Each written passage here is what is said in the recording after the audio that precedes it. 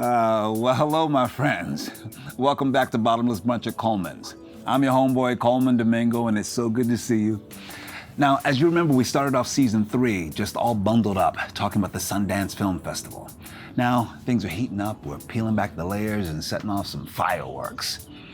Well, today we're going to bring it home with, home.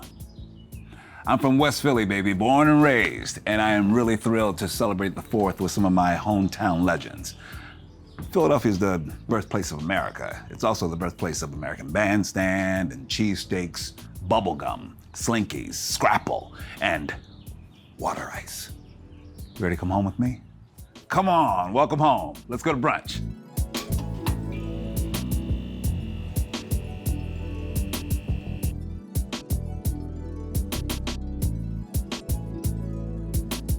Miss Patti LaBelle, you ready? Can you hear me? Let me just puff my face. Hold up. I can hear her now. Yeah, we didn't hear any of that. I can hear you now, Colman, darling. Yes, I got you. Yep. Oh, yay! Yay, we did it. All right. Let's get it started, okay? I'll just go in, all right? Yes. You have no idea how thrilled I am, all right? This man is woven into the DNA of hip-hop history. He's also an actor, producer, and fellow brother from West Philly. Please welcome to brunch, DJ Jazzy Jeff. Hey, Jeff, what's up? I am great. Yeah. I'm happy to be here. Oh, I'm so honored to have you here. And I don't know if I have enough superlatives to exemplify what this lady means to American music, to culture, to Philadelphia. This is a true legend, a true lady, a true pioneer. Please welcome to brunch, Miss Patti LaBelle. Thank you. Oh, it's so good you to and have you here. Jazzy, I feel good. Thank you. Oh, I'm so glad, I'm so glad. We are all from West Philly, right? 58th and Washington. 58th and Washington, 52nd and Chancellor. What about you, Jeff? 57th and Cedar. All right, come on, Philly. Yeah. I love it. People from Philly are always so proud to be from Philly. Why is that, you think? Look at all this talent that comes from Philly. I think we're just special Philadelphians. And 52nd, 58th, 57th, we all grew up like great. You know, but I've loved it all my life. When I lived in LA, when I lived wherever else, there's no place like Philly. I'm proud to be a Philadelphian. Oh, Yes. sweet. What about you, Jeff? I think growing up, the beauty of it is, especially living in West Philly, we were a hop, skip, and a jump from 69th Street. We were hop, skip, and a jump from the L that could take you downtown. Like West Philly almost was a city to us, you know, and on its own right. We did not have to necessarily go to North Philly or South Philly. You know, everything we needed was in West. So, Absolutely. you know, Yeah. West Philadelphia, born and raised. West Philly. West Philadelphia, born and raised, all right? We're gonna kick it off and have some brunch, and I'm hungry. I'm hungry, and it looks like Miss Patti LaBelle has provided brunch for us today. Miss Patti LaBelle, did you put your foot in this brunch, as they say? I put my foot in this brunch, my elbow, and my ear. Okay? Good. So it's so good. I have my Patti LaBelle Good Life. Will you tell us what you got us? Okay, today I have chicken and biscuits and macaroni and show you. cheese. Hold it up, Jeff. Hold it up. Okay, Ooh. this is the macaroni. The And mac and cheese. it's oozing with butter and cheeses. And then, you have the chicken and biscuits in your hand. Okay, Oh, here's the chicken and Lord. biscuits. Can you see? Where did these recipes come from? Who taught you how to cook? My mother taught me, my grandmother, my father was a great cook. I came from a family of great cooks, and I was very homely and quiet and laid back as a child, so I stayed in the kitchen with them. So that's when I learned how to burn. You did. Bon appetit. I can't wait to dig up in here. I'm just gonna have to get in here, and then we're gonna make a cocktail to go with it. How about that? Bon appetit. We're gonna do a cocktail. Okay, let's taste. Let me taste it. My first time. Yum. Oh my gosh. Oh my God. Oh my God. And this is absolutely amazing.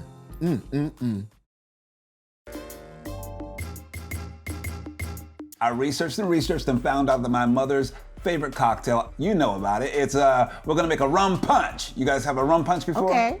I have You have, Have all you, right? Jazzy? Yes, I have. I'm excited. Today we're gonna make a rum punch made with Captain Morgan Original Spice Rum. Let's get into it. We have Captain Morgan Original Spice Rum. Hold it up, please. You got it. All right. We're gonna. Oh, you started to prepare it already. All right, so let's get it going. All right. We're gonna fill up. We're gonna fill up a highball glass with ice. All right. So let me just get this ice. Go on. We're gonna start. We're gonna start with. We're gonna free pour this too. We're gonna start with some pineapple juice. About 2.5 ounces of that. You know, I would say give it a nice I count. already did mine. It probably you got it. I love it. See? Now orange juice, about 1.5 ounces of it. Okay. I do like a 2 count. You got it. We're gonna do 1.5 ounces of Captain Morgan Original Spice Rum. All right. 1.5 ounces. Yeah. There we go. All right. Let's measure that baby. You got your measuring tool?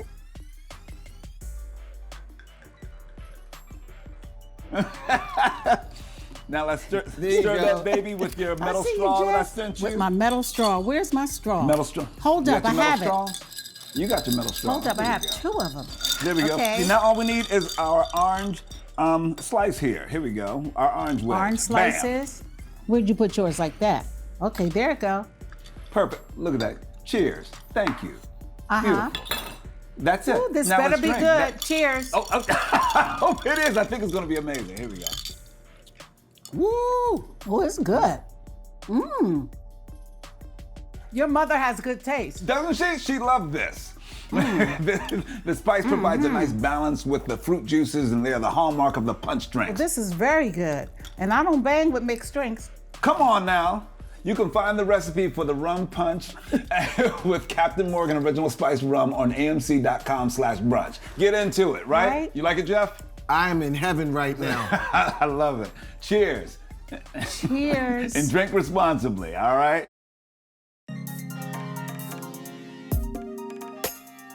So we're gonna show some Philly love today. All right. Okay, Patti, I wanna start with you. You have always been a self-possessed performer, I believe. Where did that come from? Was it innate? I was very shy as a kid.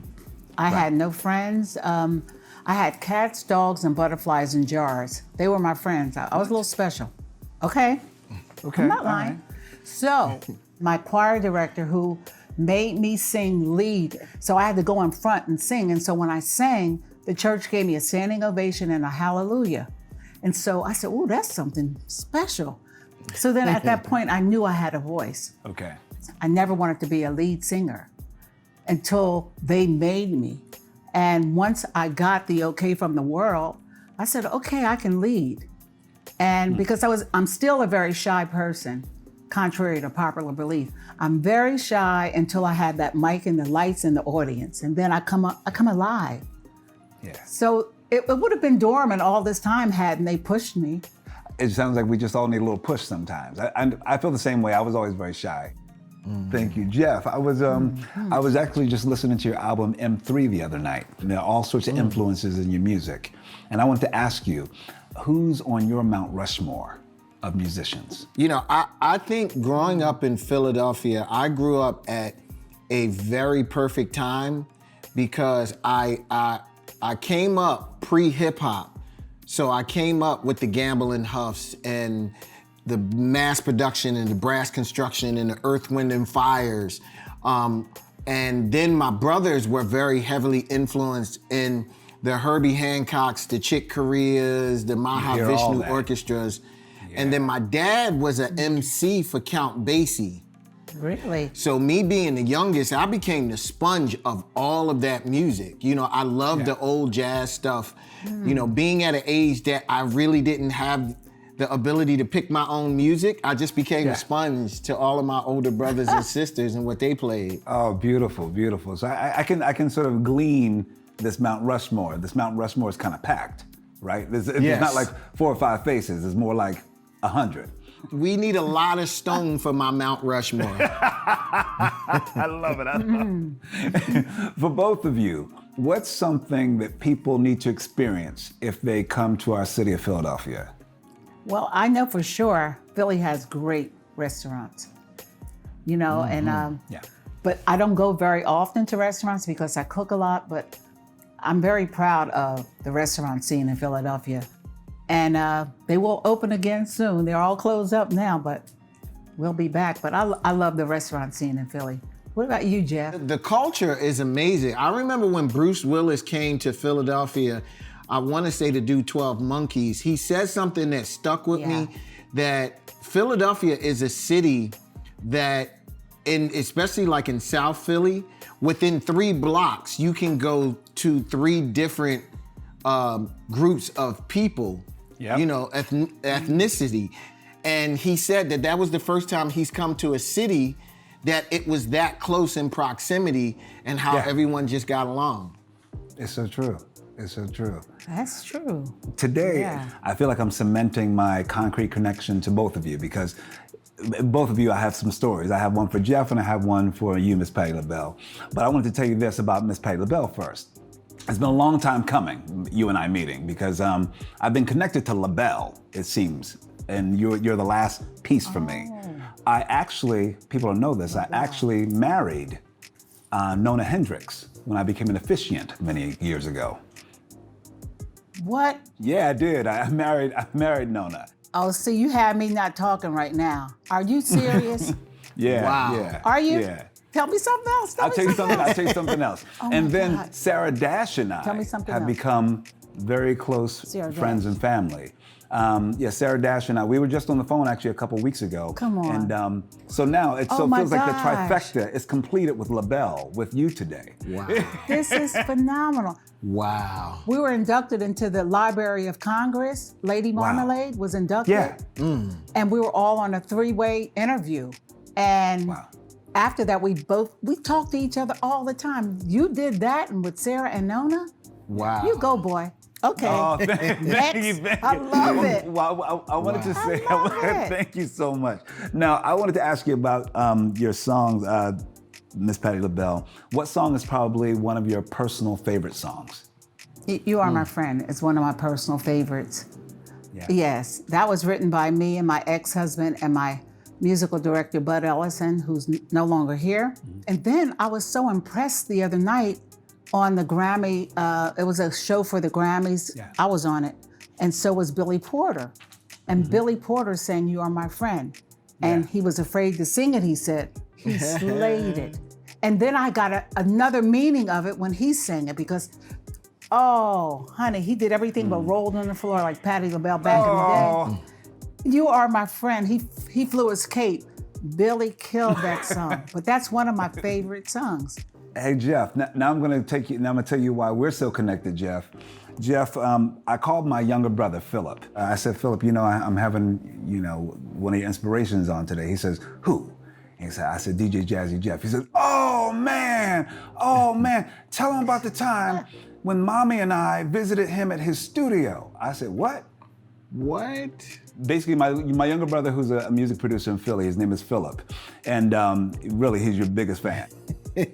He won't remember, but Mommy and I, we came in there. He was so nice, and he just really inspired me, and he just gave me that little lift that made you feel like you can do this. Wow. And so he said, just tell him thank you for me. Oh man. That's my younger brother has been very inspired by you. So it's been a long time coming. You're like family to me, you guys. Yes. I wanted to say, Jeff, your music has been a huge part of bridging the gap, of bringing so many parts of the Black experience to people across the spectrum. Is that something you thought about early on? To be honest, I don't think it was necessarily something that I thought about. I think it was something that was ingrained just from the elders, in the music community in Philadelphia, from Miss Patti to, Kenny Gamble. The thing that I've always loved and cherished about the Philly music community is when Will and I were coming up, Miss Patti reached out to us. It wasn't a separatist thing as much as it was a community to almost help usher us in and almost show us the ropes of how all of this stuff is. So you almost feel the need to pay it forward. I'm one of the elder statesmen now. So now you have to reach out to, some of the up and coming guys and kind of show them the ropes and almost give them a sense of pride, of that Philly pride, that to know that no matter where you are in the world, you're representing, a place that we hold high regard. So, We really do. as We your really mom do. used to tell you, is, make sure that you represent the family well out in these streets. Well, you do it, and I know That's you're doing right. it for others. Yes, you do. Miss LaBelle, what's different about making music now than when you started? Back in the day, I was praying that we would have a studio to record in and to do our music properly. It was hard, very hard. Today, it's much easier. But as far as us getting the representation and the props that we should get as Black singers, Black women, it's still not there. So it's easier to record these days, but the story is still basically the same. How do you stay inspired to stay in it and doing what you're doing? What is it now that keeps me going? My talent, my faith. Someone's watching over me, somebody bigger than you and I, always. I mean, I've been through a few things in my life that I'm shocked that I'm still standing. The way I'm standing and singing better now at 76 than I did when I was 40. Come on. And for this last year, although we haven't had a tour, I have tours in my house, honey. I pretend I'm on stage. Because I'm good like that. Nothing can stop me. And I think this pandemic has helped a lot of people in ways that they didn't think it would help. It's giving you Absolutely. time I to think agree. about what you have and sometimes what you don't need and what Yes. you really don't deserve. Absolutely. Preach. What about you, Jeff? What have you been doing during this pandemic? I unfortunately, this time last year was very close to being on my deathbed from COVID. Oh So my God. is- being one of the first people Wow. to catch it, put things in perspective for me very early on. I knew that this was going to take a minute to kind of get over, but I never prayed for wealth. I prayed for health. All I Health. wanted was to be able to go for a walk with my wife and my kids. Wonderful. You realize the value and Yes. the importance of things. I didn't realize that for 37 years, I have never spent 2 months in my bed. Yeah.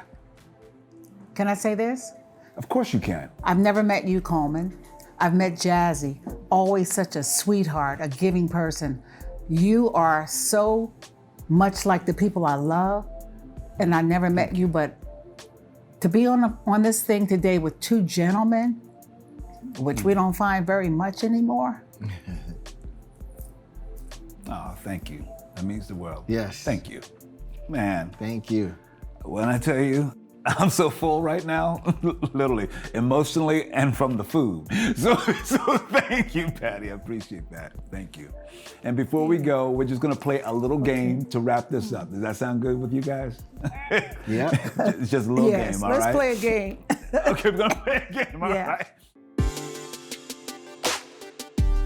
All right, we're just gonna do a little word association. This is Philly style. I'm gonna go back and forth and give you each an iconic Philadelphia word, and you just gotta say the first thing that pops into your mind, all right? All right? Okay. Patti LaBelle, Scrapple. Philly, frying pan. Jeff, Rocky. Joe Frazier. All right, yeah. Patti, Right. mother, father, sister, brother. I wish I had them. My mother's gone, my father's gone, and my sisters are gone. So mother, father, sister, brother. The first thing comes to my mind is I wish they were still here. They're with us. Jeff, water ice. Maroney's. Yeah, Maroney.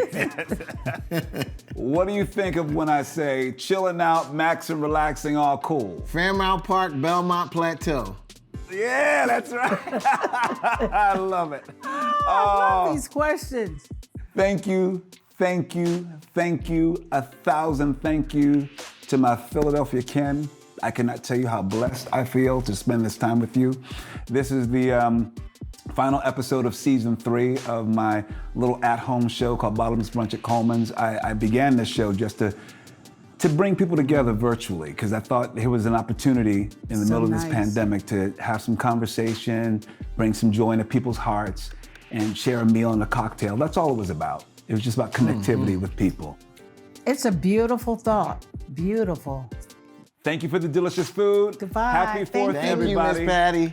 Happy 4th. All right. Thank you, All Jazzy, right. darling.